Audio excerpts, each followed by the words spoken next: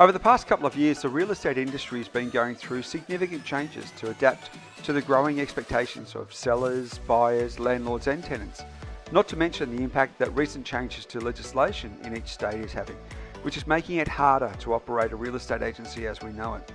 And in addition to government influences, agents need to absorb the impact of the coronavirus pandemic, which is having devastating impacts to some agencies around Australia. So never before has it been as important for business owners to understand their business metrics, their financials, their cash flow projections, their unique points of difference, and how they benchmark their business against other agencies, either in their direct market or similar agency types throughout Australia. Recently, the Real Estate Resource Group, which is a not-for-profit referral network of businesses solely established to support and provide resources to real estate agents across Australia and New Zealand, had invited Domonic Thompson, the head of residential real estate at Macquarie Bank, to present to the members and guests and provide an in-depth assessment of the 2020 Real Estate Industry Pulse Check report, which is the Macquarie Bank's benchmarking report. In this episode, Domonic shares a very simple message that your clients simply want to be communicated to effectively and easily. At the end of the episode, we'll share with you the contact details of the members of the Real Estate Resource Group, so feel free to reach out to them if you're having any pain points or struggles within your business that you need some help with. And of course, if you'd like to reach out to Domonic or one of his team and chat about Macquarie Bank's range of products and services for real estate agents, we've posted their contact details also. Hope you enjoy it. Over to Domonic. Culturally, things need to change. There needs to be greater accountability and empowerment within your organisations, within your businesses. And that empowerment and accountability can only come if you've got clarity not only on the vision and strategy of your business and where it's headed for the longer term. And I'll make the point here with change now being a constant and conditions out there changing so quickly, and they will during COVID, and I think they will post. We're just in a constantly changing world these days. We need a long-term vision, but we need to be prepared to change tact on a short-term basis.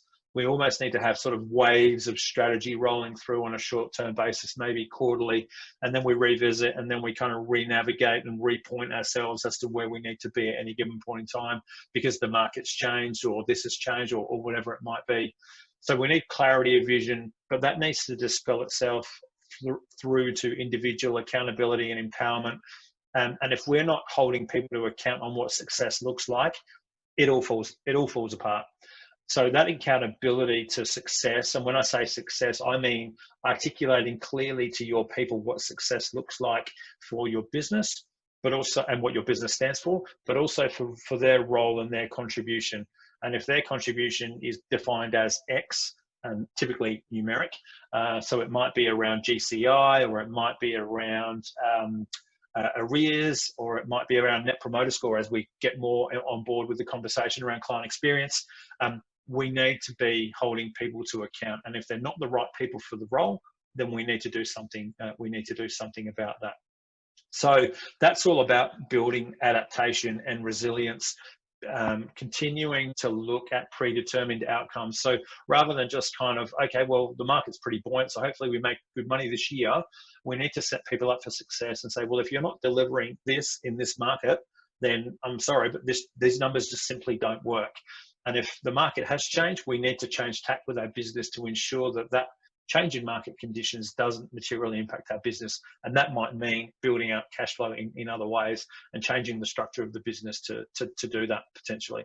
So change is a constant, and the point around the client is so critically important, but just understand your client is not just your seller or your landlord. Your client is every single person on your database, and the industry as a whole really needs to lift that around its utilization of its data, be more protective, and just be also more mindful of those that you're partnering with and how that they're using your the data that you have, the clients, and where those relationships sit moving forward as well. What does the product suite look like? It simply needs to be high quality. The point I want to touch on here is adjacent revenue streams, something that has come up it's certainly something that we've talked to the industry about over recent years, and everyone's kind of rushed out to do a number of different things. It might be utilities connections, it might be looking into maintenance or concierge. The key point I want to make here is that success isn't defined by just simply going out and bolting on 3, 4, 5 different additional revenue opportunities and build out the value proposition of your client that way. It is to the extent around excellence in execution. So I would argue it's about doing less, but doing it extremely, extremely well. Utilities connection is the easy one. I know we've got some representatives on the line today. 75% of the industry is delivering utilities connection services to its clients because there are a number of people out there doing it. They do it well, and it's relatively seamlessly integrated. High performers are actually looking at maintenance and concierge services as the next iteration, but I'd encourage you to do one and do it well, understand how you seamlessly integrate it into the value proposition, into the workflow, and then from those learnings, then look to move into the other adjacent revenues that you might want to explore. Where do you go? Here's a tip. Empower the people in your office with a stack of Post-it notes, and every time that they are speaking with a client or anyone that phones through, and that client asks for a product or service that you don't currently deliver, that client or prospect is in the headspace or the mindset that that is a service you should provide. So there's a logical opportunity as to where potentially your build out of your revenue stream sits. Seamless and consistent. This is simply that integration into workflow and value proposition.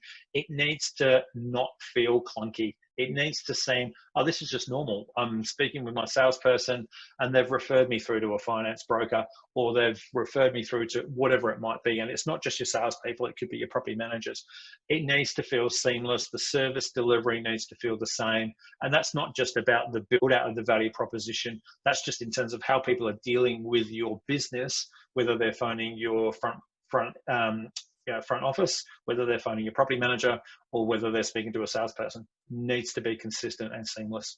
We need to continue to nurture and grow existing clients, but again, we've got to build that trust and respect in order to do so. And we've just got to keep things simple. Your clients, and we've recently gone through an exercise through human-centered design to understand all stakeholders in a real estate process, property management or sales.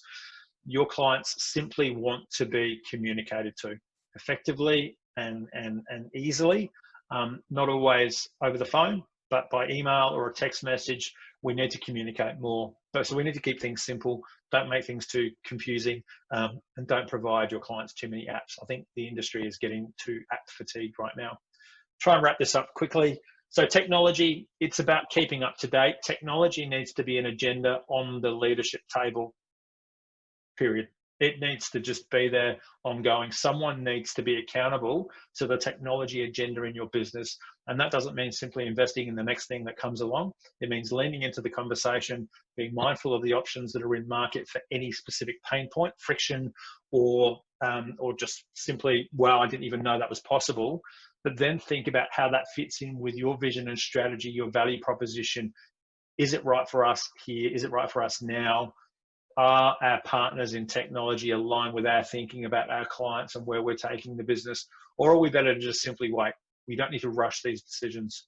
However, adoption will increase. We will be adopting technology at an increased rate. Have a think about what that means for your staff. Again, have you got the right staff in your business to cope with this change sort of environment that we're in for the foreseeable future, or certainly for the future, I believe. Execution is critical. Again, that technology integration into your business needs to be well thought through when you're making those technology decisions. Have someone in the room wearing the client hat, have someone in the room wearing the employee hat. What does this mean for everyone when we bring this technology into our business? Where's the disruption going to be, and how can we keep everyone excited by the opportunity that this will give to the business?